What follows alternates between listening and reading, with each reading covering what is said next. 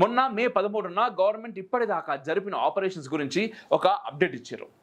అందులో నేపాల్ సరిహద్దుల్లో 350 unauthorised religious సైట్స్ని bulldozer సహాయంతో తొలగించారు.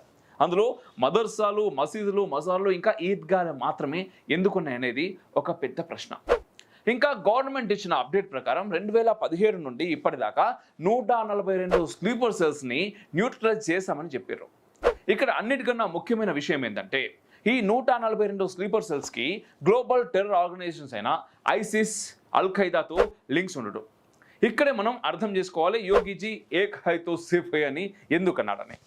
యోగిజీ అక్రమ కట్టడాలని కూల్చమని పిలుపునివ్వగానే అధికారులు చుట్టూ ఉన్న అక్రమ కట్టడాలను నేపాల్ బార్డర్లోని ఎన్నో జిల్లాల్లో గుర్తించారు. అందులో పిలిభిత్, శ్రావస్తి, బలరాంపూర్, బహ్రైచ్, సిద్ధార్థ్ నగర్, మహారాజ్గంజ్ మరియు లఖింపూర్ ఖేరి వంటి జిల్లాల్లో అధికారులు అనధికార మతపరమైన ప్రదేశాలను క్రమ పద్ధతిలో ధ్వంసం చేశారు.